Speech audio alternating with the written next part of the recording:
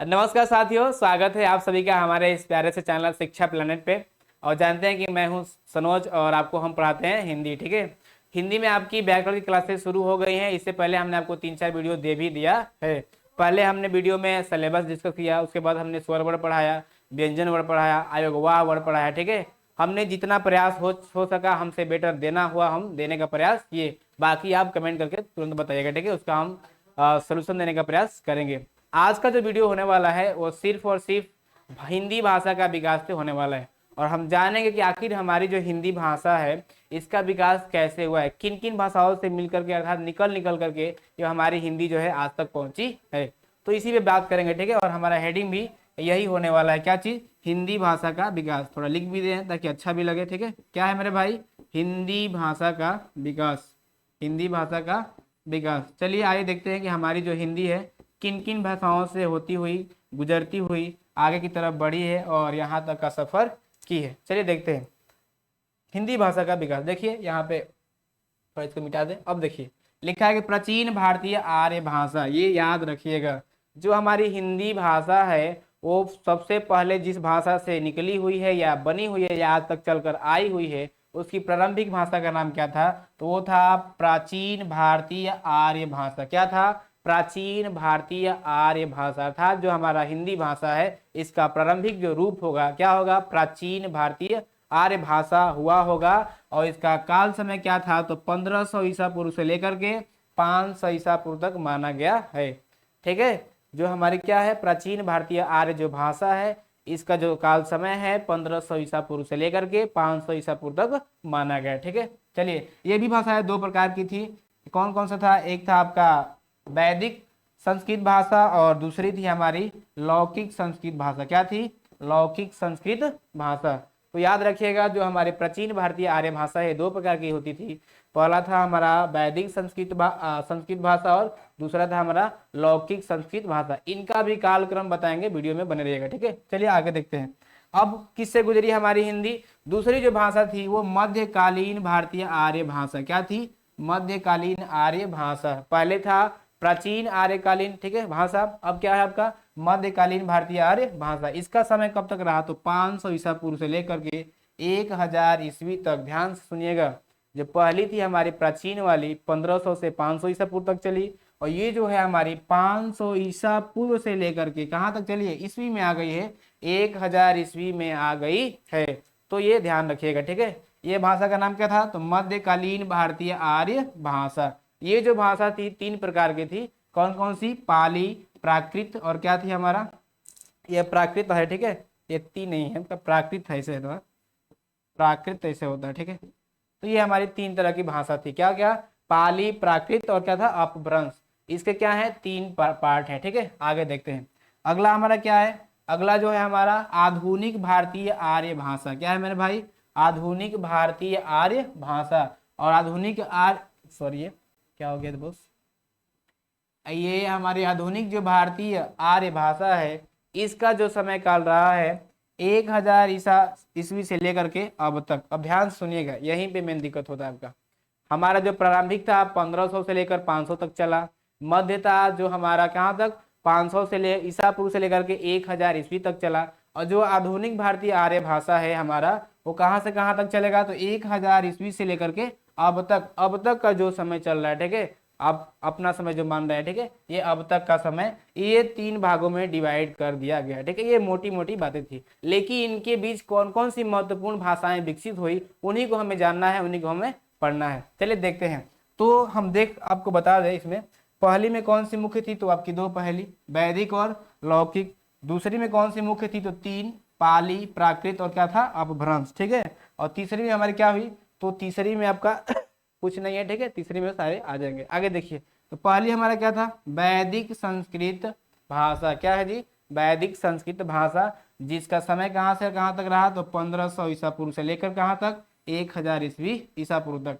और दूसरा क्या है हमारा लौकिक संस्कृत भाषा, जो 1000 ईसा पूर्व से लेकर कहाँ तक चली है, तो ये हमारी 500 ईसा पूर्व तक चली है। ठीक है, तीसरी है हमारी पाली भाषा, जो 500 ईसा पूर्व से लेकर के 1 ईस्वी तक चली है। ध्यान से देखिएगा, कहां से कहां तक चली है, 500 ईसा पूर्व से लेकर के 1 ईस्वी तक चली है। कौन? तो वो हमारी पाली, क्या है? पाली भाषा। और आप पढ़े होंगे इतिहास में कि पाली भाषा में ही महात्मा बुद्ध ने अर्थात गौतम बुद्ध ने अपना उपदेश दिया था, जिनका समय काल आप 500 के आसपास पढ़े होंगे उनका जन्म और मृत्यु के बारे में। ठीक है, तो वो पाली भाषा में क्या देते? अपना उपदेश देते थे। इसीलिए उसको नोट भी कराएं कि बौद्ध धर्म के उपदेश इसी भाषा में दिए गए हैं। किस भाषा में? तो पाली भाषा में। ठीक है, गौतम बुद्ध ने अपना उपदेश किस भाषा में दिया है? तो पाली भाषा में दिया है, जिसका समय क्या रहा है? 500 ईसा पूर्व से लेकर के 1 ईस्वी तक, अर्थात ईसा मसीह के जन्मदिन तक। ठीक है, अर्थात जन्म तक। आगे देखिए उनके समय तक। चौथा क्या है हमारा? प्राकृत भाषा। क्या है? प्राकृत भाषा। इसका समय क्या है? ये तो 1 ईस्वी तक चली। तो ये कहाँ तक चली है? 500 ईस्वी तक। 1 ईस्वी से लेकर के 500 ईस्वी तक चली है हमारी प्राकृत भाषा। और इसी भाषा में जैन धर्म का उपदेश भी दिया गया। और जैन धर्म के संस्थापक कौन है? महावीर स्वामी। ठीक है, तो महावीर स्वामी ने अपना उपदेश प्राकृत भाषा में दिया था, जिसका समय काल कहाँ से कहाँ तक है? 1 ईस्वी से लेकर के 500 ईस्वी तक माना गया है। इतना क्लियर हुआ? आगे चलते हैं। अगला है हमारा अपभ्रंश। क्या है? अपभ्रंश। ये क्या है? सब प्रकार हैं जो आपने 3 पढ़ा, प्राचीन, मध्य और आधुनिक। ये उसमें से प्रकार निकल के बने हैं। इसका 5 टाइप बना है। ठीक है, तो अगला हमारा 5वां टाइप क्या बना है? अपभ्रंश बना है, जिसका समय काल ये तो 500 ईस्वी तक चला। ये जो है हमारा 500 ईस्वी से लेकर के 1000 ईस्वी तक चला। ठीक है, कौन चला? तो ये हमारा अपभ्रंश चला। इतना क्लियर हुआ? आगे देखिए।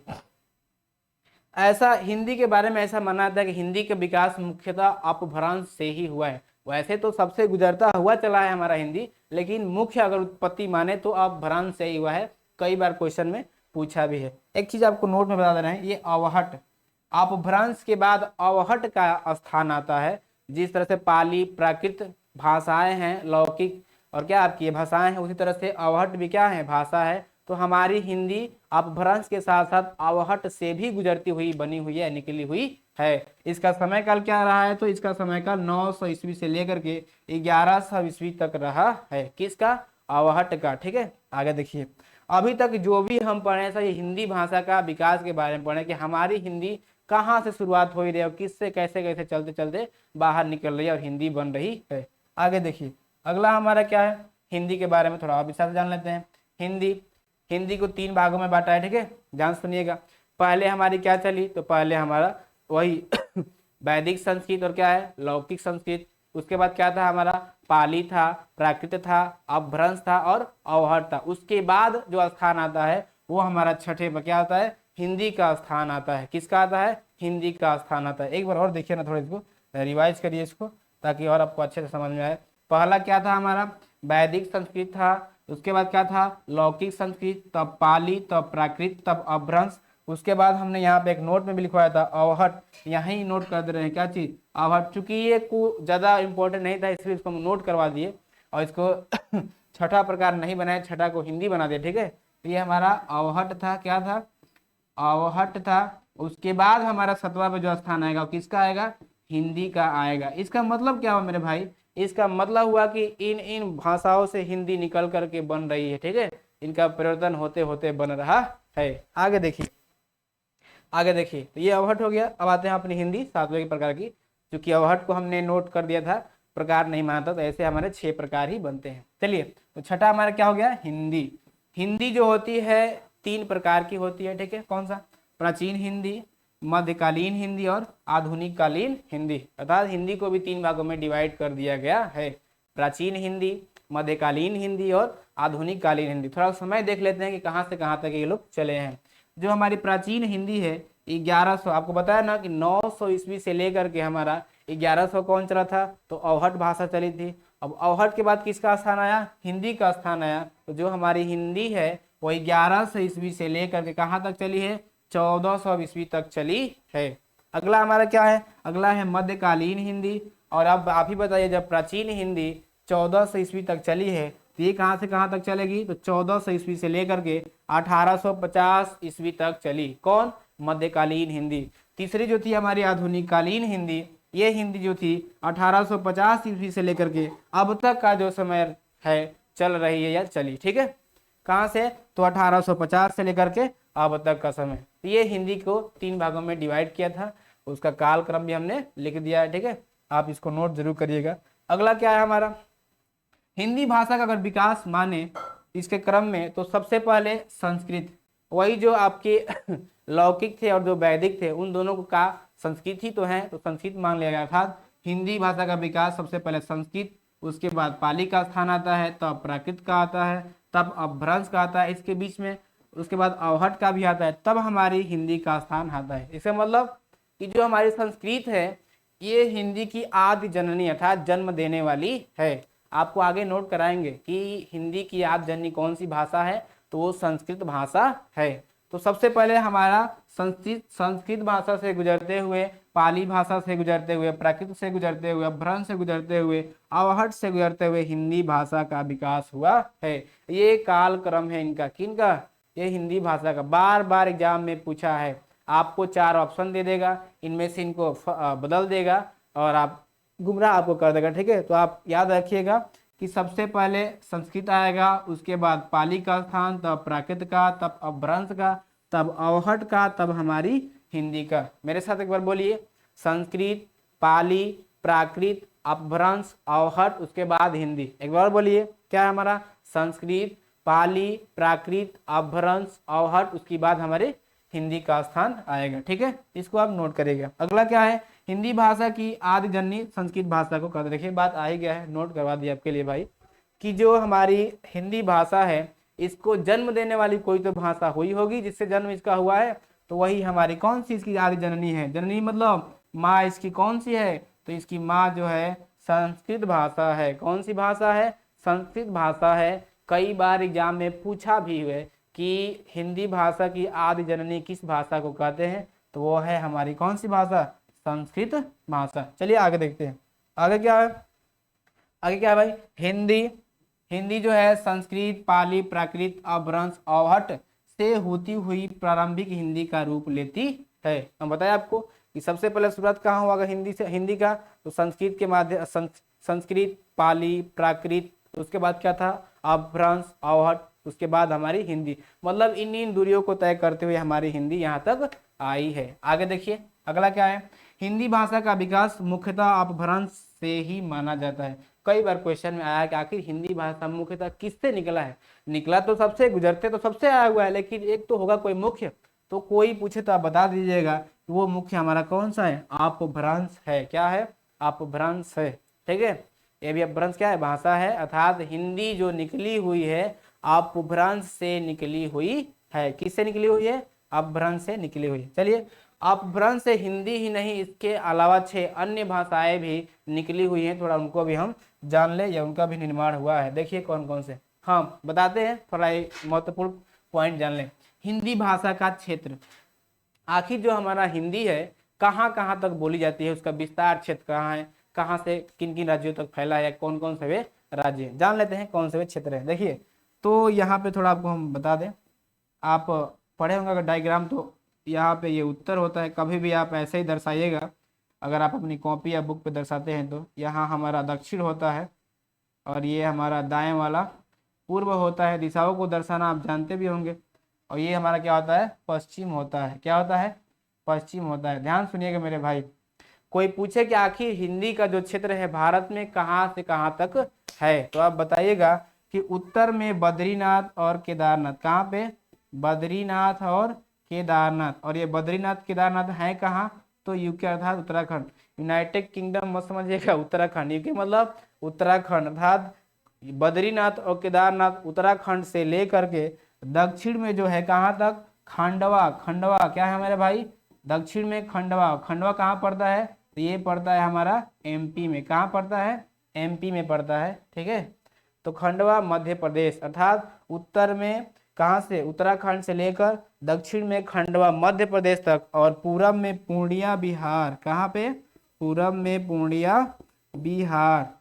बिहार का नाम सुने होंगे, पूर्णिया एक जिला है, तो ये बिहार, पूर्णिया बिहार। और पश्चिम में कहाँ तक, तो पश्चिम में अम्बाला। अम्बाला कैंट का नाम सुने होंगे आप लोग बहुत बार। अम्बाला पड़ता कहाँ है, तो ये हरियाणा राज्य में पड़ता है। तो ये हरियाणा राज्य तक इसका विस्तार क्षेत्र है। हिंदी का क्या है, विस्तार क्षेत्र। अच्छा, विस्तार क्षेत्र से क्या मतलब है, मतलब जो हमारी हिंदी है यह उत्तराखंड से लेकर आपके मध्य प्रदेश और ये क्या है बिहार से लेकर ये हरियाणा तक जो क्षेत्र आता है यहाँ तक हिंदी बोली जाती है और अपने काम काज की भाषा में प्रयोग में लाई जाती है या अपने विचारों का आदान प्रदान किया जाता है। ठीक है, तो ये हमारा क्या है विस्तार क्षेत्र है किसका, तो हिंदी भाषा का। यहाँ पे लिख भी दिया है कि पश्चिम में अम्बाला हरियाणा और कहाँ से पूरब में पूर्णिया कहाँ पड़ता है बिहार और उत्तर में बद्रीनाथ केदारनाथ ये कहाँ पड़ते हैं उत्तराखंड और दक्षिण में खंडवा कहाँ पड़ता है मध्य प्रदेश। यहाँ से यहाँ तक फैली हुई है क्या चीज़ हमारी हिंदी, एक बार आप देख भी सकते हैं। चलिए आगे हम डिस्कस करते हैं।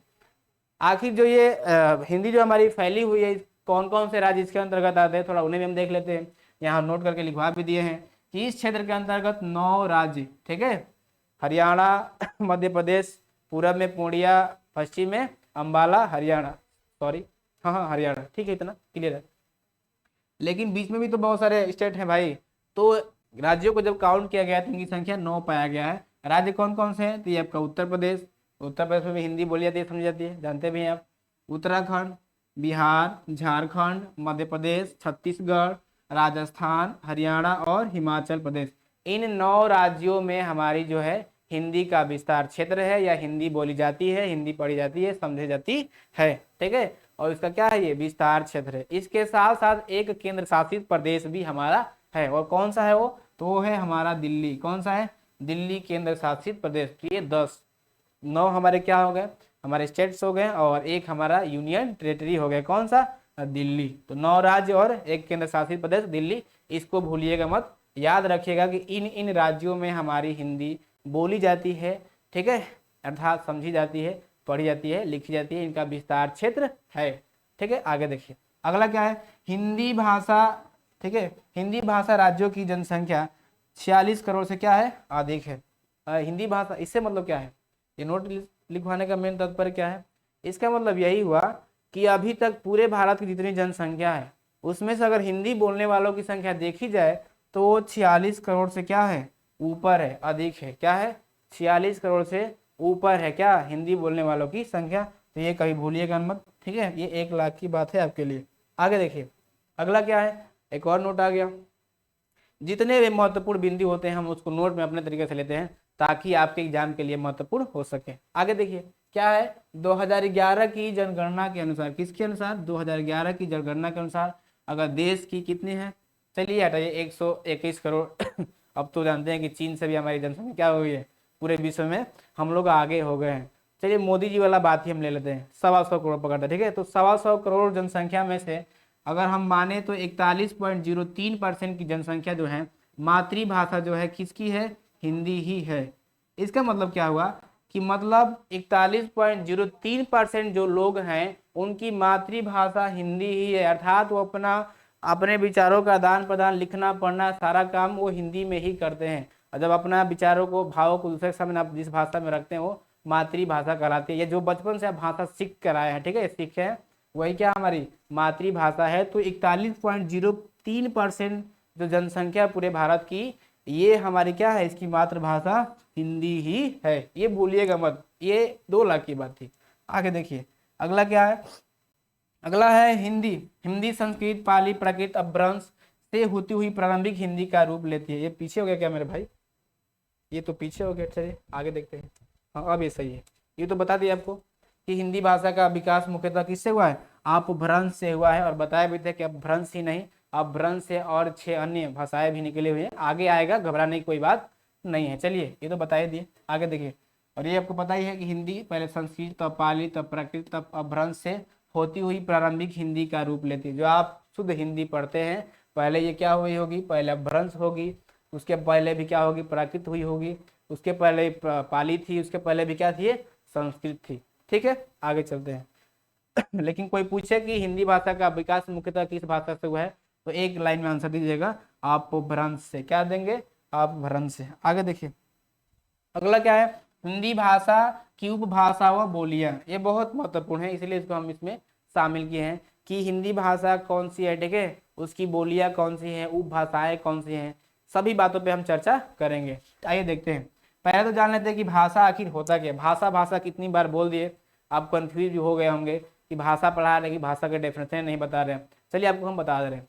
भाषा वह माध्यम और साधन है, सुनिएगा ध्यान से, भाषा वह माध्यम और साधन है जिसके द्वारा हम अपने विचारों भाव को दूसरे व्यक्ति के सामने प्रकट करते हैं। ठीक है, वही लिखे भी है कि भाषा वह माध्यम या साधन है जिसके द्वारा हम अपने विचार भाव को किसी दूसरे व्यक्ति तक पहुंचाते हैं। यहाँ पे हाँ होना चाहिए, चलिए हम इसको सही कर दे रहे हैं, पहुंचाते हैं, पहुंचाते हैं। ठीक है, पहुंचाते हैं, अपने विचार भाव को दूसरे के सामने व्यक्त करते हैं। वही साधन वही माध्यम हमारा क्या कहलाता है, भाषा कहलाता है। क्या कहलाता है, भाषा कहलाता है। भाषा का क्षेत्र जो होता है बड़ा होता है, ध्यान से सुनिएगा, भाषा का जो क्षेत्र होता है, भाषा का क्षेत्र जो होता है वो क्या होता है, बड़ा होता है। भाषा का क्षेत्र बड़ा होता है, क्या होता है, बड़ा होता है। थोड़ा इसको अच्छे से लिख दें हम, भाषा का क्षेत्र बड़ा होता है। अब क्षेत्र से क्या मतलब है, तो ध्यान से सुनिएगा, क्षेत्र मतलब भाषा, कोई भी भाषा हो, चाहे इंग्लिश चाहे हिंदी, कोई भी भाषा हो, इसका क्षेत्र बड़ा से मतलब क्या है कि बड़े पैमाने पे बोली जाती है। इसको बहुत लोग समझते हैं, ठीक है, और लिखते हैं, पढ़ते हैं। आगे देखिए अगला क्या है, बस वही बात आ गया जो हमने लिखा। भाषा का क्षेत्र क्या होता है, बड़ा होता है, बड़े पैमाने पर बोला जाता है। अर्थात भाषा जो होती है वो बड़े पैमाने पे बोली जाती है, इसका विस्तार क्या होता है, बड़ा होता है। अब हिंदी भाषा है, अब भोजपुरी क्या है, बोली है। अगर भोजपुरी आप जाएंगे कहाँ पे, दक्षिण भारत में बोलेंगे, जैसे तेलंगाना हुआ, तो लोग नहीं समझेंगे, लेकिन कुछ हिंदी बोलेंगे तो वो लोग समझ जाएंगे, क्योंकि भाषा हिंदी भाषा है और भोजपुरी क्या है, बोली है। बोली का क्षेत्र छोटा होता है, भाषा का क्षेत्र बड़ा होता है। तो हिंदी हमारा भाषा है, तो भाषा को आप तेलंगाना में बोलिए तो हिंदी को बोलिए तो लोग समझ जाएंगे। इसका मतलब हिंदी हमारी भाषा हुई, भोजपुरी को नहीं समझेंगे तो भोजपुरी हमारी क्या हुई, बोली हुई। आगे और विस्तार से मिलेगा, घबराने की कोई बात नहीं। चलिए आगे देखते हैं अगला क्या है, अवहट अपभ्रंश का अपभ्रंश कहलाता है।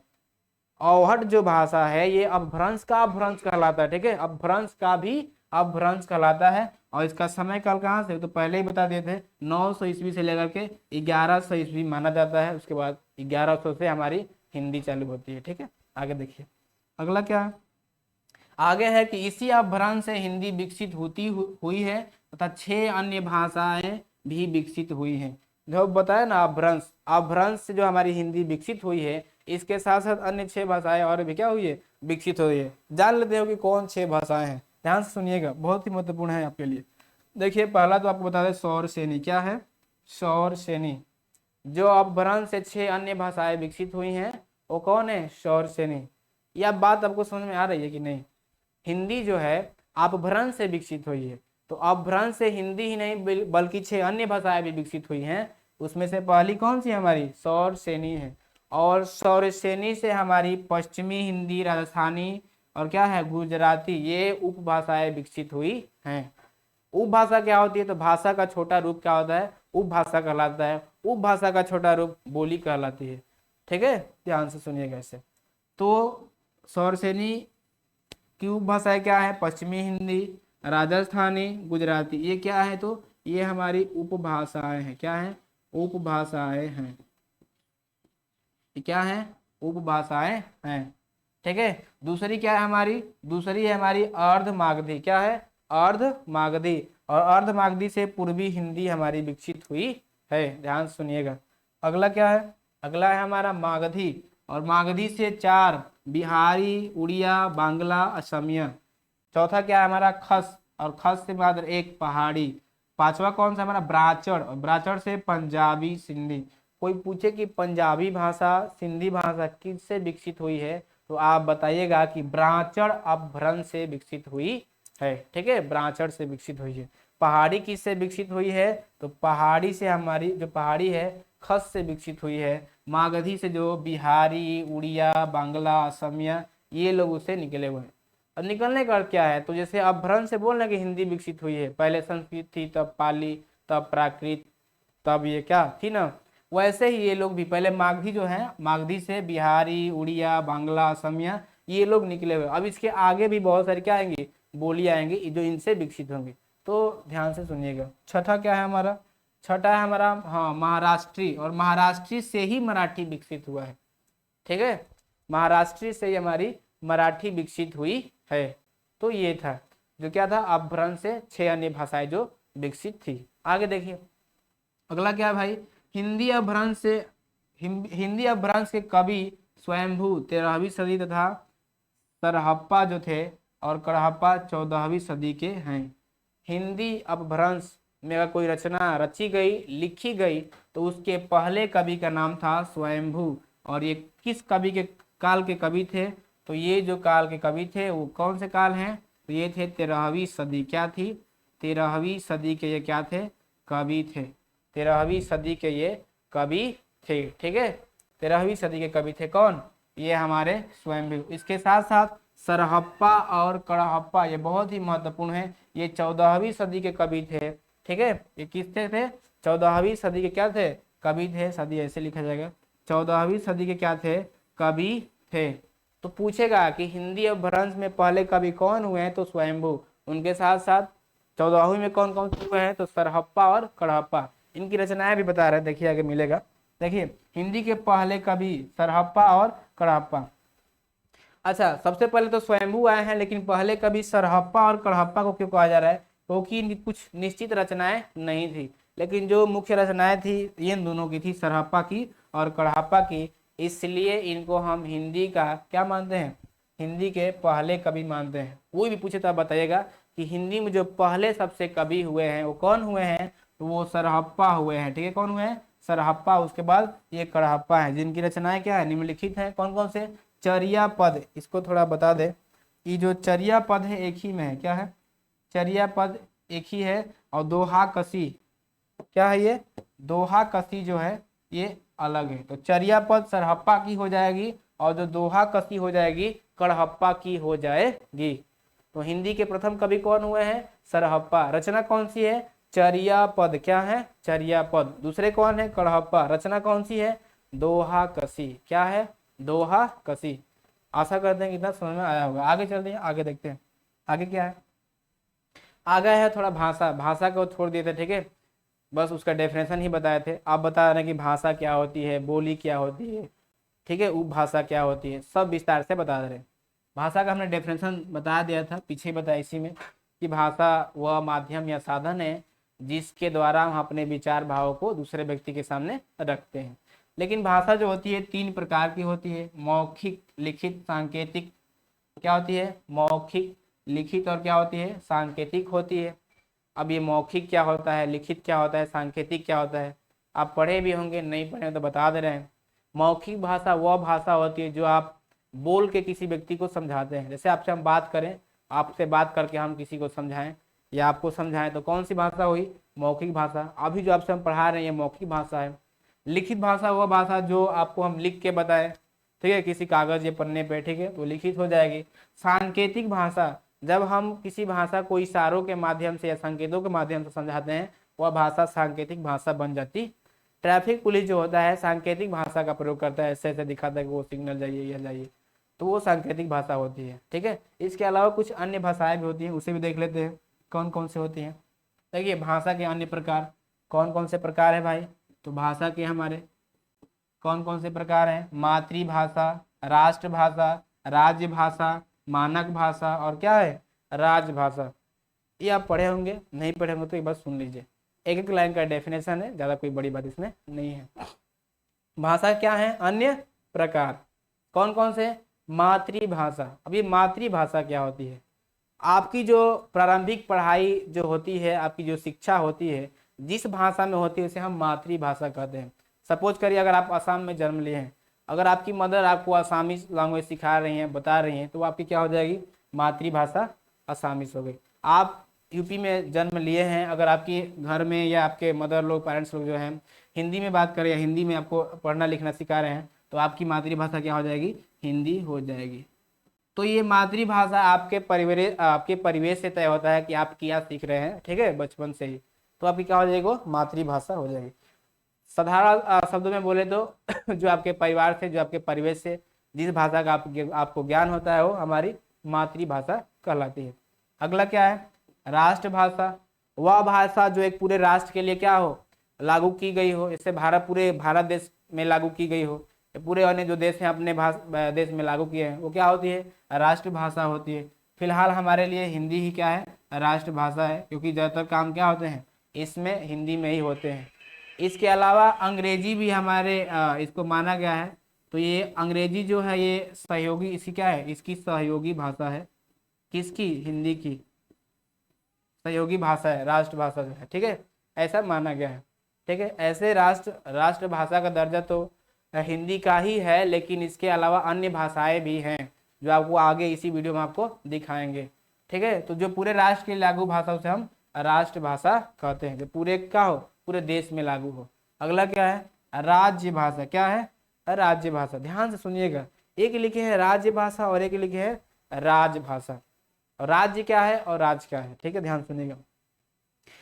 वह भाषा जो एक राज्य लागू करता है आपके ऊपर या आपके ऊपर थोपता है, या जिसमें आप अब जिस राज्य में रहते हैं और उस राज्य की जो भाषाएं होते हैं उसे आप सीखते हैं, तो वो आपके लिए राज्य भाषा होंगी। फिलहाल हम यूपी से हैं तो हमारी राज्य भाषा हिंदी ही है। ठीक है, अगर आप आसाम से होंगे तो आपकी असामीज होगी। ठीक है, अगर आप बंगाल से होंगे तो आपकी बंगाली होगी। क्या थी आपकी? राज्य की भाषा।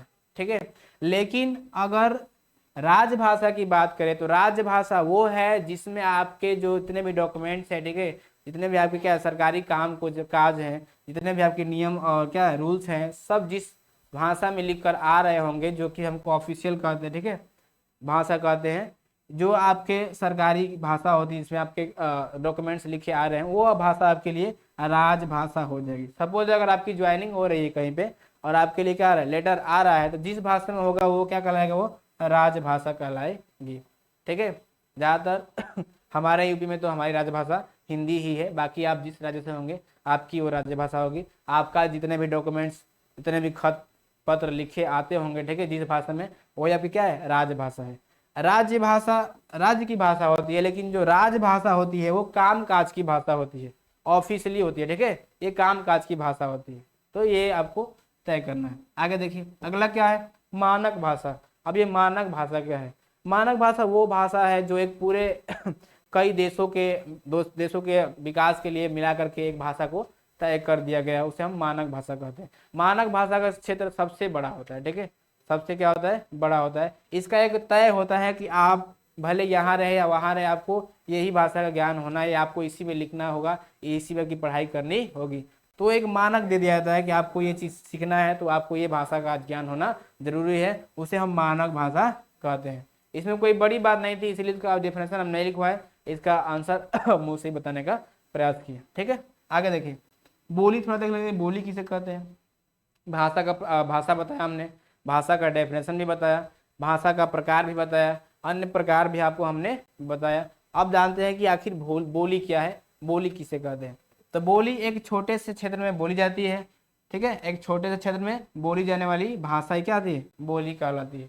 अर्थात बोली का क्षेत्र छोटा होता है, एक छोटे से परिवेश में बोली जाने वाली भाषा बोली कहलाती है। कल्पना करिए, भोजपुरी जो है क्या है? बोली है, क्योंकि भोजपुरी का क्षेत्र 2-4 जिलों के अंदर ही बस मात्र है, इसके बाहर नहीं है। तो भोजपुरी हमारी क्या हो जाएगी? भोजपुरी हमारी बोली हो जाएगी, क्योंकि भोजपुरी का क्षेत्र क्या है? छोटा है। और हम आपको कई बार बता चुके हैं इसी वीडियो में कि वह भाषा जिसका क्षेत्र छोटा हो, सीमित हो, उसे हम क्या कहते हैं? बोली कहते हैं। और यहाँ लिखा भी है कि एक छोटे से क्षेत्र में बोली जाने वाली भाषा बोली कहलाती है। क्या कहलाती है? बोली कहलाती है। हाँ, बोली में साहित्य रचना नहीं होती है। जितनी भी साहित्यिक रचनाएं होती हैं बोली में कभी हो ही नहीं सकती, या तो उपभाषा में होगी या तो भाषा में होगी। ठीक है, या तो उपभाषा में होगी या भाषा में होगी। अभी उपभाषा भाषा आपको और विस्तार से मिलेगा, चिंता ना करें। ठीक है, तो बोली में क्या नहीं होती है? साहित्यिक रचनाएं नहीं होती हैं, और बोली का क्षेत्र छोटा होता है। छोटे से परिवेश में बोली जाने वाली भाषा बोली कहलाती है। जैसे में भोजपुरी क्या है?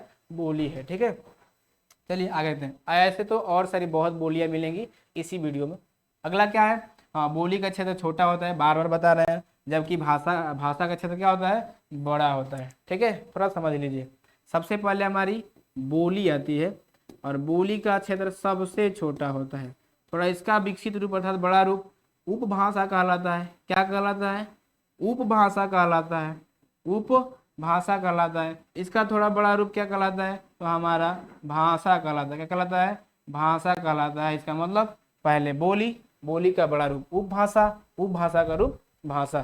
ठीक है, हिंदी हमारी भाषा हो जाएगी। ठीक है, और भोजपुरी हमारी क्या हो जाएगी? बोली हो जाएगी। उपभाषा का भी उदाहरण आपको बता रहे, सुनिएगा ध्यान से। पहले डेफिनेशन समझ लीजिए। उपभाषा क्या है? उपभाषा। डेफिनेशन क्या है कि बोली का व्यापक, व्यापक मतलब बढ़ा हुआ रूप। अभी बताया कि बोली से बढ़ा हुआ रूप उपभाषा कहलाती है, वही डेफिनेशन भी है कि बोली का व्यापक अर्थात बढ़ा हुआ रूप ही उपभाषा होती है, अर्थात बोली से निकलकर ही उपभाषा का निर्माण होता है। बोली से निकलकर ही उपभाषा का निर्माण होता है।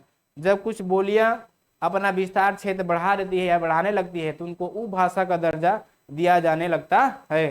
तो बोली का बढ़ा हुआ व्यापक रूप ही क्या है हमारा, वो आपका उपभाषा कहलाता है।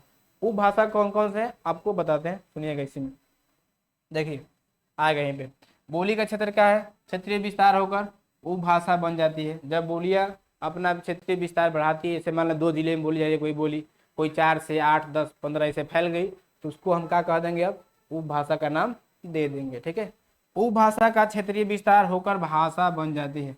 अब जब उपभाषा होती है उसका भी विस्तार बड़े पैमाने पे हो जाता है तो उसको हम भाषा कह देते हैं। यहाँ पे अच्छा उदाहरण लेकर आपको समझा रहा, ध्यान सुनिएगा। देखिए, जब बोली बढ़ी तो उपभाषा कहलाई, उपभाषा बढ़ा तो भाषा बना। ठीक है, अब बोली में जैसे में भोजपुरी है, अब भोजपुरी का जब क्षेत्र बढ़ेगा तो बिहारी बनेगी, बिहारी का जब क्षेत्र बढ़ेगा तो हिंदी भाषा बन सकती है। तो भोजपुरी हमारी बोली है, बिहारी हमारी क्या है, उपभाषा है, और हिंदी हमारी क्या है, भाषा है। इतना बात समझ में आया। इस अभी और आएगा उपभाषाएं, बोली और भाषाएं, ध्यान से सुनिएगा। चलिए आगे देखते हैं। हिंदी भाषा का 5 उपभाषा तथा 17 बोलियां हैं। ये क्वेश्चन बड़ा ही क्या है, महत्वपूर्ण है, कई बार पूछा भी है कि हिंदी जो भाषा है इसकी कितनी उपभाषाएं हैं और उपभाषाओं के छोटा रूप बोलियां होती हैं, तो आखिर उपभाषाएं कितनी बोलियों में बटा हुआ है। तो आप बताइएगा कि हिंदी भाषा 5 उपभाषाओं में बटा हुआ है और जो 5 उपभाषाएं हो 17 बोलियों में बटी हुई है। कौन कौन से, देखिए पहला जो आता है यहाँ देखिए, हिंदी भाषा की उपभाषा 5 कौन कौन से मेरे भाई। पहला है पश्चिमी हिंदी, दूसरा है पूर्वी हिंदी, तीसरा राजस्थानी हिंदी, चौथा है बिहारी हिंदी और 5वां है पहाड़ी हिंदी। कौन कौन सा है, यह हमारा पश्चिमी हिंदी, पूर्वी हिंदी, राजस्थानी हिंदी, बिहारी हिंदी और पहाड़ी हिंदी। ये 5 जो है हिंदी भाषा की उपभाषाएं हैं और इन्हीं 5 उपभाषाओं से हमारी कई तो हमारी 17 बोलियां विकसित हुई हैं। कितनी बोलियां, तो हमारी 17 बोलियां विकसित हुई हैं। उन बोलियों को हम पढ़ेंगे अभी, ध्यान से देखिएगा। तो ये 5 हमारी क्या है, ये 5 हमारी उपभाषाएं हैं। क्या हैं, उपभाषाएं हैं, ध्यान से देखिएगा। हमारी 5 क्या है, उपभाषाएं हैं। चलिए, पहली हमारी क्या थी, पश्चिमी हिंदी। हिंदी बोली की पहली उपभाषा क्या थी, पश्चिमी हिंदी। अब पश्चिमी हिंदी से कौन कौन भाषाएं विकसित, सॉरी बोलियां विकसित हुई हैं, तो इनसे 1 2 3 4 ये 5, इनसे 5 जो है हमारी बोलियां विकसित हुई हैं। एक तो है खड़ी बोली, याद रखिएगा खड़ी बोली है, ठीक है। दूसरा क्या है, ब्रज भाषा। ब्रज भाषा कोई भाषा नहीं है, ये क्या है, ये आपकी बोली है। कनौजी, कनौजी भी आपकी क्या है, बोली है। बुंदेली, बुंदेली भी आपकी क्या है, बोली है। हरियाणवी भी क्या आपकी बोली है। तो हरियाणवी, कनौजी, बुंदेली, ब्रज भाषा, खड़ी बोली, ये सब जो है पश्चिमी हिंदी उपभाषा से, पश्चिमी हिंदी उपभाषा से विकसित हुई क्या है, बोलियां हैं। किससे, पश्चिमी हिंदी से 5, खड़ी बोली, ब्रजभाषा, कनौजी, बुंदेली, हरियाणवी। थोड़ा देख लेते हैं कि आखिर ये बोलियां कहाँ कहाँ बोली जाती है। इसके बारे में और विस्तार से इसी वीडियो में पढ़ेंगे, ठीक है। क्या क्या है, खड़ी बोली को हम कौरवी भी कहते हैं। क्या कहते हैं, खड़ी बोली को हम कौरवी बोली भी कहते हैं और ये जो है उत्तर प्रदेश और दिल्ली में बोली जाती है। खड़ी बोली कहाँ कहाँ बोली जाएगी, उत्तर प्रदेश, दिल्ली में। ये बहुत ही महत्वपूर्ण है, इसको याद रखिए, क्वेश्चन बनेगा कि खड़ी बोली या कौरवी हमारी कहाँ बोली जाती है, तो ऑप्शन दिया रहेगा MP, UP, AK, UK, ठीक है। तो आपको देख के लगाना होगा, उत्तर प्रदेश और कहाँ पे, दिल्ली में। ब्रज जो भाषा है ये कहाँ बोली जाएगी, तो मथुरा में, आगरा में। कनौजी तो ये कनौज मध्य प्रदेश, उत्तर प्रदेश, ठीक है, और विशेष कनौज जिला, ठीक है। तो कनौजी जो बोली बोली जाती है कुछ उत्तर प्रदेश में भी बोली जाती है और कुछ MP में भी, ठीक है। MP तो पूरा होगा, कुछ UP में भी बोली जाती है। और खास तौर से जो कनौज जिला है इसमें तो क्या होगा, कनौजी बोली ही जाएगी। आगे देखिए, बुंदेली। बुंदेली कहाँ बोली जाएगी, UP, उत्तर प्रदेश में, MP, मध्य प्रदेश में। तो बुंदेली जो है मध्य प्रदेश में भी और यूपी में ही बोली जाती है। हरियाणवी, हरियाणवी को बांगरू भी कहा जाता है, बांगरू याद रखिएगा, इनका उपनाम भी याद रखिएगा। खड़ी बोली को कौरवी, ठीक है, हरियाणवी को बांगरू भी कहते हैं। और ये जो बोली है हरियाणा में बोली जाती है। कहाँ बोली जाती है? हरियाणा में बोली जाती है। याद रखिएगा हरियाणवी एक बोली है, न कि भाषा। ठीक है, चलिए आगे चलते हैं। अगला क्या है? दूसरा है हमारा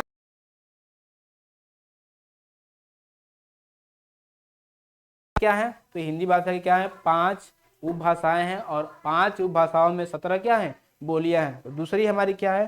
पूर्वी हिंदी। और पूर्वी हिंदी के अंतर्गत 3 बोलियां विकसित हुई हैं, या इनसे 3 बोलियां निकली हुई हैं। कौन कौन सी? अवधी, बघेली और छत्तीसगढ़ी। कौन कौन सी? अवधी, बघेली और छत्तीसगढ़ी। किससे? पूर्वी हिंदी से। कौन कौन? अवधी, छत्तीसगढ़ी, बघेली। या अवधी, बघेली, छत्तीसगढ़ी किससे निकली है? तो ये पूर्वी हिंदी से निकली हुई है।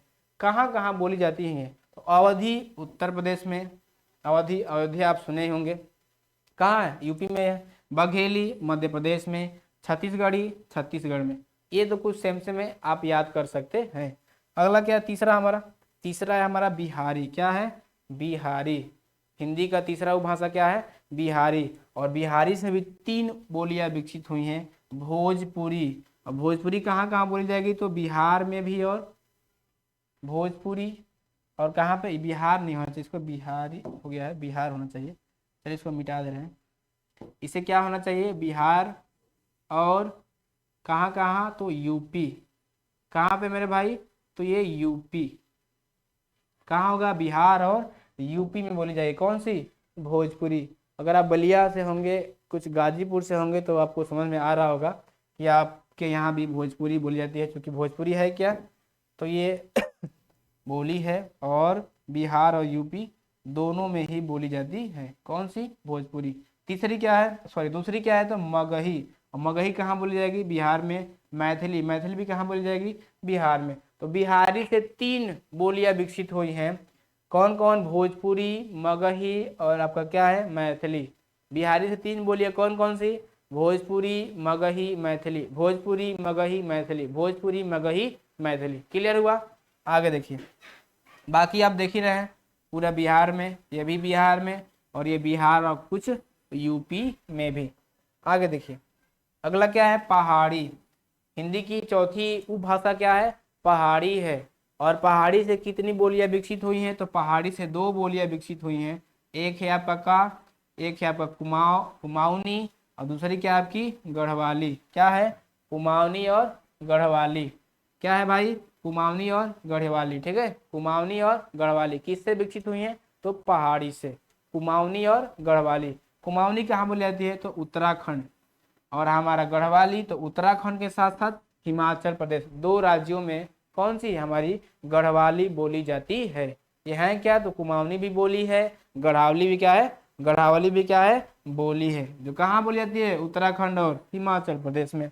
आगे देखिए, अगला क्या है? अगला है पांचवा क्या है हमारा? मारवाड़ी। ये क्या हो गया भाई? चलिए आगे देखते हैं। ये कुछ यहाँ पे पॉइंट छूट गया है, आपको थोड़ा हम बता दें। जो हमारी ये क्या थी, 5 जो थी हमारी उपभाषाएं, इसमें से क्या था? पहाड़ी, बिहारी, राजस्थानी। ठीक है, यहाँ पे राजस्थानी होना चाहिए था, छूट गया है, कोई बात नहीं, हम इसको ऐड कर दे रहे हैं, लिख दे रहे हैं पेन से ही। ठीक है, यहाँ पे क्या था? यहाँ पे राजस्थानी होना चाहिए था। चलिए हम लिख दे रहे हैं, पीला कलर ले रहे हैं और यहाँ लिख दे रहे हैं राजस्थानी। क्या है? राजस्थानी। और राजस्थानी से हमारी जो है 4 बोलियां विकसित हुई हैं। कितनी बोलियां विकसित हुई हैं? 4 बोलियां विकसित हुई हैं। कौन कौन सी? तो मारवाड़ी। कौन कौन सी? तो मारवाड़ी। क्या है? मारवाड़ी, जयपुरी, मेवाती, मालवी। कौन कौन सी? मारवाड़ी, जयपुरी, मेवाती, मालवी। मारवाड़ी और क्या है भाई? जयपुरी, मेवाती और मालवी। ये 4 बोलियां विकसित हुई हैं। किससे? तो आपके राजस्थानी उपभाषा से। चलिए, मारवाड़ी को और किस नाम से जानते हैं? तो मारवाड़ी को पश्चिमी राजस्थानी भी कहते हैं। जयपुरी को किस नाम से जानते हैं? तो जयपुरी को ढूंढाड़ी भी कहते हैं। क्या कहते हैं? ढूंढाड़ी भी कहते हैं, ठीक है, ढूंढाड़ी भी कहते हैं। मेवाती को और किस नाम से जानते हैं, तो मेवाती को उत्तरी राजस्थानी भी कहते हैं। मालवी को दक्षिणी, क्या है, दक्षिणी राजस्थानी भी कहते हैं। अगर ये नाम हो ना हो, आपको यह नाम जरूर याद रखना है, मरवाड़ी, जयपुरी, मेवाती और मालवी, ये चारों क्या है, राजस्थानी उपभाषा से निकली हुई विकसित हुई बोलियां हैं। कहाँ कहाँ बोली जाती हैं, तो मरवाड़ी पश्चिमी राजस्थान में, आपकी जयपुरी पूर्वी राजस्थान में, मेवाती राजस्थान प्लस मध्य प्रदेश, दो राज्यों में बोली जाती है, मेवाती राजस्थान प्लस मध्य प्रदेश, मालवी उत्तरी राजस्थान में, ठीक है, मालवी उत्तरी राजस्थान, मेवाती राजस्थान प्लस मध्य प्रदेश, जयपुरी पूर्वी राजस्थान और मारवाड़ी पश्चिमी राजस्थान। इतना क्लियर हुआ, कौन सी उपभाषा है, राजस्थानी उपभाषा। आगे देखिए अगला क्या है हमारा, अगला है, थोड़ा इन बोलियों को थोड़ा विस्तार से जान लेते हैं, ठीक है। हमने कुछ कुछ पॉइंट भी नोट किया है, आपके लिए बहुत ही महत्वपूर्ण होने वाला है। शायद आप जानते भी होंगे, नहीं जानते होंगे तो आपके लिए तो बहुत ही महत्वपूर्ण है। क्या है भोजपुरी, भोजपुरी का मूल नाम भोजपुरी ही है, क्या है, भोजपुरी ही है। कुछ बोलियां इसमें आपको हमने दिखाया कि उनका नाम भी क्या है, अलग अलग, मूल नाम भी क्या है, अलग अलग, लेकिन भोजपुरी का वास्तविक नाम भोजपुरी ही है, किसी अन्य नाम से इसको नहीं जानते हैं। अच्छा, इसका केंद्र कहाँ कहाँ है, कहाँ कहाँ बोली जाती है आखिर भोजपुरी, तो देखिएगा, भोजपुर जिला है बिहार का, बनारस, बलिया, गाजीपुर, देवरिया, गोरखपुर, छपरा, सिवान, जितने भी स्थान जिलों का हमने नाम लिखा है, इन इन जिलों में भोजपुरी हमारी बोली जाती है। कहाँ कहाँ, भोजपुर बिहार, ये छपरा बिहार में आता है, सिवान बिहार में आता है, क्योंकि बनारस, बलिया, गाजीपुर, देवरिया जो हैं ये यूपी के जिले हैं, तो इन जिलों में भी हमारी भोजपुरी प्रचलित है, बोली जाती है, ठीक है। हमारी बलिया में भी भोजपुरी प्रचलित है, बोली जाती है। संख्या क्या क्या है, संख्या अर्थात कितने लोग इनको बोलते हैं, इन बोलियों को, तो 3.5 करोड़ लोग बोलते हैं, किसको, भोजपुरी बोली को, अर्थात इस बोलने वाले, भोजपुरी को बोलने वालों की जनसंख्या कितनी है, 3.5 करोड़, अर्थात 3.5 करोड़ लोग हैं, अर्थात जनसंख्या 3.5 करोड़। आगे देखिए, हिंदी प्रवेश की बोलियों में सबसे अधिक बोली जाने वाली बोली, ये बहुत ही महत्वपूर्ण है। जो जो महत्वपूर्ण क्वेश्चन हमको लगता है उसको हम नोट जरूर करवाते हैं। क्या है कि हिंदी प्रवेश में, पूरे हिंदी के प्रवेश में, पूरे हिंदी के प्रकारों में, प्रचार प्रसारों में को इतनी सारी बोलियां हैं, अगर उन बोलियों में से सबसे लोकप्रिय बोली है, सबसे कोई बोली बोली जाती है, तो वो हमारी कौन सी है, भोजपुरी ही है। क्या है, वो भोजपुरी ही है। वही लिखे हैं कि हिंदी की प्रवेश बोलियों में सबसे अधिक बोली जाने वाली बोली कौन सी है, हमारी भोजपुरी ही है। ऑप्शन में दिया रहेगा कि सबसे लोकप्रिय, सबसे विस्तृत बोली कौन सी है, तो आपको बताना है कि भोजपुरी, क्या है, भोजपुरी।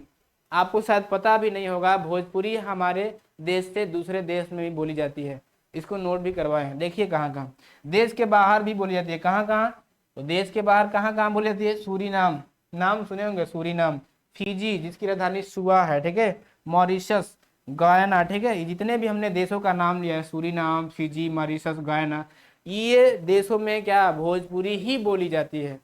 तो इससे आप अंदाजा लगा सकते हैं कि हमारी जो बोली भोजपुरी है, क्या है, सबसे अधिक बोली जाने वाली बोलियों में से एक है। आगे देखिए अगला क्या है, इसीलिए भोजपुरी बोली को अंतर्राष्ट्रीय महत्व की बोली भी कहते हैं। क्वेश्चन बनेगा, एकदम बनेगा कि अंतर्राष्ट्रीय महत्व की बोली किसे कहते हैं, तो आपको ऑप्शन में देगा भोजपुरी, ठीक है, तो आपको भोजपुरी को टिक करना होगा। चलिए आगे देखते हैं अगला क्या है, कवि महेंद्र मिश्र और महेंद्र मंदिर, ठीक है, भोजपुरी में कविता लिखने का काम कोई कवि किया है, तो उस कवि का नाम है महेंद्र मिश्र, और इनकी रचना का नाम है क्या, महेंद्र मंजरी। क्या है जी, महेंद्र मंजरी, इनकी रचना का क्या नाम है, महेंद्र मंजरी। इन्होंने भोजपुरी में कविता लिखी है, कौन सी, महेंद्र मंजरी के नाम से, ठीक है। भिखारी ठाकुर आप नाम सुने होंगे, 1887 ईस्वी में भोजपुरी का शेक्सपियर कहा गया इनको, किनको, भिखारी ठाकुर को। भोजपुरी का शेक्सपियर किसे कहा गया है, तो भिखारी ठाकुर को कहा गया है 1887 ईस्वी में। अनपढ़ हीरा भिखारी ठाकुर को ही कहा जाता है भोजपुरी के लिए, और ये बात किसने कहा था, तो राहुल संस्कृत्यायन ने। किसने कहा था, राहुल संस्कृत्यायन ने कहा था भिखारी ठाकुर को अनपढ़ हीरा। हमें महत्वपूर्ण लगा इसलिए इसको हमने शामिल कर लिया। अगला क्या है, अगली भाषा कौन सी है हमारी, अगली भाषा हमारी, सॉरी भाषा नहीं है, अगली बोली कौन सी है हमारी, मैथिली है। कौन सी है, मैथिली है। अच्छा, मैथिली के थोड़ा महत्व को जान लेते हैं विस्तार से।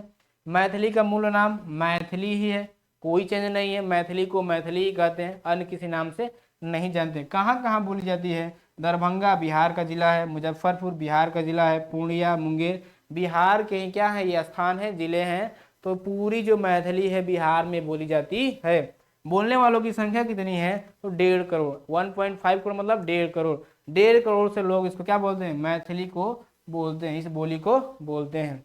कवि, इस मैथिली में कोई तो रचना हुई होगी, उन्हें हम शामिल किए हैं। विद्यापति जो है मैथिली बोली के क्या है? कवि हैं। नागार्जुन भी क्या है? इसके कवि हैं। इनकी रचनाएं पदावली और यात्री क्रमशः है। ठीक है, विद्यापति की पदावली और नागार्जुन की यात्री क्या है? ये रचनाएं हैं। किस में लिखे हैं ये लोग? मैथिली में लिखे हैं, जो मैथिली क्या है? एक बोली है।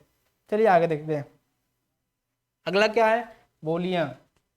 अच्छा अच्छा, ठीक है, ये हेडिंग डाल दिया गया, कोई बात नहीं कोई बात नहीं। खड़ी बोली क्या है? खड़ी बोली। खड़ी बोली को हम कौरवी भी कहते हैं। देखिए यहाँ पे लिखे हैं, मूल नाम क्या है? कौरवी।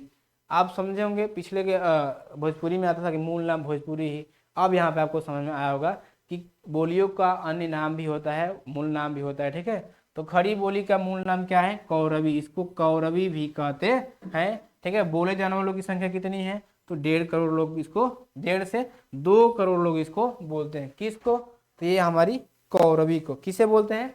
कौरवी को बोलते हैं। केंद्र कहाँ कहाँ बोली जाती है? तो मेरठ, दिल्ली, मुरादाबाद, रामपुर और सहारनपुर। कहाँ कहाँ आप देख सकते हैं क्या क्या लिखा गया है? मेरठ, दिल्ली, मुरादाबाद, रामपुर और सहारनपुर। तो इन इन जगहों पे क्या बोली जाती है? हमारी हमारी कौरवी अर्थात खड़ी बोली बोली जाती है। बाकी कुछ महत्वपूर्ण नहीं है, इससे इतना ही बहुत है इसके लिए। आगे देखिए, अगला क्या है? ब्रज भाषा। और ब्रज भाषा क्या है? हमारी एक बोली है। क्या है? बोली है। कहीं आप इसको भाषा मत समझ जाइएगा, ये हमारी क्या है? बोली है। इसका मूल नाम क्या है? ब्रज है। संख्या 3 करोड़। ब्रज बोलने वालों की संख्या, ब्रज भाषा बोली बोलने वालों की संख्या 3 करोड़ है। कहाँ कहाँ बोली जाती है? आगरा में, अलीगढ़ में, मैनपुरी में, ये क्या है आपका? मैनपुरी है, बदायूं है और क्या है? बरेली। इन इन जगहों पे हमारी जो है ब्रज भाषा बोली बोली जाती है। आगे देखिए, अगला क्या है? अगला है देश के बाहर। ताजिकिस्तान में ब्रज भाषा बोली जाती है। जो ब्रज भाषा बोली है वो देश कौन सा है? ताजिकिस्तान। क्या है? ताजिकिस्तान एक देश है जहाँ पे क्या बोली जाती है? हमारी ब्रज भाषा बोली जाती है। ठीक है, अगला देखिए, बंगाल में यह ब्रजबुली कही जाती है। ठीक है, जो हमारी ब्रज भाषा है, बंगाल, पश्चिम बंगाल का नाम सुनेंगे, इसकी राजधानी कोलकाता है। तो ये बंगाल में इसे हम ब्रजबुली के नाम से जानते हैं और असम में इसे ब्रजावली के नाम से जानते हैं। हमारी ब्रज भाषा को बंगाल में ब्रजबुली कहा जाता है और असम में ब्रजावली कहा जाता है। ब्रज भाषा में लिखने वाले कवि जैसे में सूरदास, बड़ा ही प्रसिद्ध कवि, सुने भी होंगे। इनकी रचना सूर सरावली जो है किसमें है? ब्रज भाषा में ही है। साहित्य लहरी, ठीक है, ये सब क्या है? ब्रज भाषा में ही है। बिहारी कवि है, बिहारी कवि की रचना बिहारी सत्सई जो है ब्रज भाषा में ही है। तो ब्रज भाषा के कवि कौन कौन से हो गए? बिहारी और क्या है हमारे? सूरदास। इनकी रचनाएं भी हमने लिखी, ठीक है, आपने देखा भी। आगे देखिए, अगला क्या है? ब्रज भाषा मूल नाम। अच्छा आगे चलते हैं। अवधि। अब क्या है भाई? अवधि। अवधि बोली का आप नाम सुने होंगे। अवधि क्या है? एक बोली है। इसका मूल नाम क्या है? तो इसका मूल नाम अवधि ही है। संख्या बोलने वालों की 2 करोड़ है। केंद्र तो लखनऊ में, फैजाबाद में, फतेहपुर में, मिर्जापुर में और ये गोंडा है। क्या है? गोंडा। तो इन इन जगहों पे हमारी क्या बोली जाती है? अवधि बोली जाती है। कहाँ कहाँ? लखनऊ, फैजाबाद, मिर्जापुर, फतेहपुर और गोंडा में हमारी क्या बोली जाती है? अवधि बोली जाती है। बाकी कुछ महत्वपूर्ण नहीं था इसलिए इसको नहीं लिखे। देश के बाहर फिजी देश में अवधि बोली जाती है। बड़ा महत्वपूर्ण क्वेश्चन है। देखिए, फिजी देश की राजधानी शुआ है, वहां भी क्या बोली जाती है? तो हमारी अवधि बोली जाती है। याद रखिएगा, अवधि कहाँ बोली जाती है? तो देश के बाहर फिजी देश में। कहाँ पे? फिजी देश में। कवि तुलसीदास ने रामचरितमानस की रचना, ठीक है, कहाँ की? अवधि में की। और जयसी ने भी पद्मावत की रचना की, ठीक है, अवधि में ही की है। आप ये बात भूलिएगा मत, तुलसीदास की जो रामचरितमानस है वो अवधि में ही है, अवधि भाषा में ही है। और ये जयसी की जो पद्मावत रचना है, क्या है? पद्मावत, जिसपे हाल ही में फिल्म पद्मावत भी बनी है, ठीक है, ये किसकी है? किस बोली में है, तो ये लोग अवधि में ही लिखे हैं, ठीक है, अवधि में ही लिखे हैं, तो ये भूलिएगा मत। आगे देखते हैं, आगे क्या है, आगे कुछ महत्वपूर्ण क्वेश्चन देख लेते हैं। हम हर एक वीडियो में आपके लिए 10 क्वेश्चन लाते हैं। हमें ये लगता है कि जो क्वेश्चन क्या बोलते हैं इसमें छूट गए होंगे, ठीक है, नोट्स में छूट गए होंगे, उसको हम आपको क्वेश्चनों के माध्यम से करा दें, ठीक है, आपको इन MCQ के माध्यम से करा दें, ताकि आपका IQ लेवल क्या हो जाए, अच्छा हो जाए। और हो सके हम प्रयास भी करते हैं कि जो क्वेश्चन इसमें आए हैं वो एग्जाम में भी क्या हो, फंसे या आए। चलिए देखते हैं, लिखा है कि विश्व हिंदी दिवस मनाया जाता है, ठीक है। बहुत से लोग बताएंगे 14 सितंबर, लेकिन नहीं, 14 सितंबर क्या होगा, गलत होगा, हिंदी दिवस, ठीक है, हिंदी दिवस 14 सितंबर को होता है। विश्व में पूरा तो 10 जनवरी को मनाया जाता है। कहाँ मनाया जाता है, 10 जनवरी को विश्व हिंदी दिवस मनाया जाता है, याद रखिएगा। और भारत में 14 सितंबर को, ठीक है, भारत में 14 सितंबर को मनाया जाता है, याद रखिएगा। अगला है, हिंदी भाषा किस परिवार की भाषा है। पूरा 4 परिवार हुए हैं, भारोपीय, द्रविड़, आस्ट्रीय, चीनी और तिब्बती। जो अगला वीडियो आने वाला है भाषा एवं लिपि का, उसमें आपको हम बताएंगे कि आखिर हिंदी भाषा के 4 परिवार कौन कौन से हैं।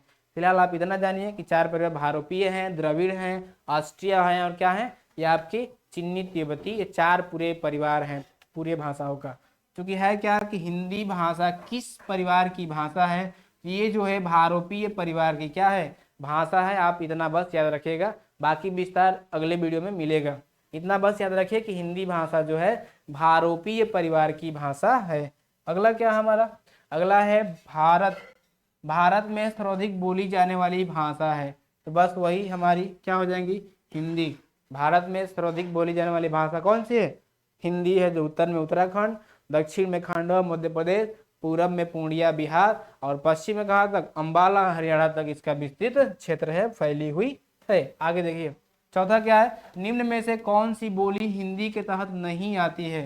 अर्थात हिंदी के तहत कौन सी बोली नहीं आती है। कनौजी भाई आएगी, इसके 6 क्या है, भाषाओं का क्या है, बोलियां हैं 17। बांगरू आएगी, अवधि आएगी। तेलुगु जो है बोली न है, ये क्या है हमारी, तेलुगु हमारी एक भाषा है जिसे भारतीय संविधान में मान्यता दी गई है, तो डी हमारा क्या हो जाएगा, राइट आंसर हो जाएगा। डी जो है क्या है, तेलुगु जो है ये क्या नहीं है, तो जी जो हमारा, इसको मिटा दे, डी जो है हमारा तेलुगु, ये बोली नहीं है, ये क्या है, भाषा है। बाकी तीनों बोलियां हिंदी की प्रवेश की है। आगे देखिए, अगला कह रहा है 5 नंबर की, ब्रज बोली नाम से जानी जाती है, कौन सी, तो पुरानी बांग्ला, ठीक है। अरे बताया तो थे कि बंगाल में से ब्रज बोली के नाम से जानते हैं, किसको, ब्रज भाषा को ब्रज बोली के नाम से जानते हैं। तो ब्रज बोली से नाम से कौन, तो पुरानी बांग्ला या बंगाली, ठीक है। चलिए आगे देखते हैं, अगला क्या है, अगला है वर्तमान हिंदी का प्रचलित रूप है। वर्तमान हिंदी का प्रचलित रूप है, अर्थात आपको हमने बताया था कि वास्तव में कोई पूछे कि हिंदी का विकास किससे हुआ है, तो आप बताइएगा खड़ी बोली से। किससे, खड़ी बोली से। तो प्रचलित रूप क्या हो जाएगा, खड़ी बोली। क्या हो जाएगा, खड़ी बोली हो जाएगा। आगे देखिए, अगला क्या है, दक्षिण भारत में हिंदी प्रचार सभा का मुख्यालय है। एक क्वेश्चन आपके लिए होमवर्क देंगे, ठीक है, आपको अगले वीडियो में इसमें कमेंट कर दीजिएगा और इसके आंसर हम अगले वीडियो में बताएंगे। चूंकि थोड़ा सा आपको हिंट दे रहे हैं, ध्यान सुनिएगा। इन 2 आंसरों में से अगर कोई एक आंसर होगा, ठीक है, बेंगलुरु या हैदराबाद, आपको कमेंट करके बताना है कि दक्षिण भारत में हिंदी भाषा के प्रचार के लिए जो सभा का मुख्यालय बनाया गया है वो आखिर कहाँ है, बेंगलुरु में है या हैदराबाद में, आपको बताना है। चलिए अगला क्वेश्चन देखते हैं। अगला क्वेश्चन है, भाषाई राज्य पर सर्वप्रथम किस राज्य का गठन हुआ। भाषा के आधार पे बहुत बार क्वेश्चन पूछा है, आपको पता भी होगा कि भाषाओं के आधार पे जो राज्यों का गठन हुआ, सबसे पहले किस राज्य का गठन हुआ था, तो आपको हम बता दें, यूपी मतलब उत्तर प्रदेश, क्या है, उत्तर प्रदेश। एमपी मतलब मध्य प्रदेश, क्या है, मध्य प्रदेश। और हमारा एपी मतलब तो आंध्र प्रदेश, क्या है, एपी मतलब आंध्र प्रदेश, ठीक है, आंध्र प्रदेश। और हमारा क्या है, यूके मतलब यूनाइटेड किंगडम मत समझिएगा, उत्तराखंड है, क्या है, उत्तराखंड है, उत्तराखंड है हमारा। तो इसमें से आंसर आपको बताना है कि भाषाई राज्य में सर्वप्रथम किस राज्य का गठन हुआ। आपको पता भी होगा, नहीं पता सुन लीजिए, इसका राइट आंसर क्या होगा, सी होगा, आंध्र प्रदेश। क्या होगा, सी इसका राइट आंसर होगा, आंध्र प्रदेश। अगला क्या है, मगही किस उपभाषा की बोली है। आपको बताना है कि जो मगही है किस उपभाषा की बोली है। तो मगही जो है बिहारी उपभाषा की क्या है, बोली है। मगही जो है बिहारी उपभाषा की क्या है, बोली है। आपको हम इधर दिखा भी दे रहे हैं, एक बार ध्यान से देखिएगा। मगही क्या है मेरे भाई, मगही। चलिए ये देखते हैं मगही। यहाँ पे देखिए बिहारी, तो देखिए बिहारी क्या है, ये उपभाषा है। क्या है ये, उपभाषा है। और ये जो मगही है, मगही है बिहारी उपभाषा की क्या है, बोली है। क्या है, बिहारी उपभाषा की बोली है। तो क्या हो जाएगा इसका राइट आंसर, बिहारी हो जाएगा। तो ये था आपका आज का वीडियो। हमने जितना हो सका प्रयास किया। बाकी आप कमेंट करके बताइएगा कि इसमें क्या कमियां थी, क्या गलतियां थी, उसको हम दोबारा सुधारने का प्रयास करेंगे। और तब तक के लिए दीजिए इजाज़त। मिलते हैं नेक्स्ट वीडियो में क्या बोलते हैं, लिपि और भाषा और लिपि के, ठीक है, क्वेश्चनों के साथ, और उसका विस्तार से बताएंगे भी डेफिनेशन कि क्या होता है भाषा, क्या होती है लिपि। तब तक के लिए जय हिंद।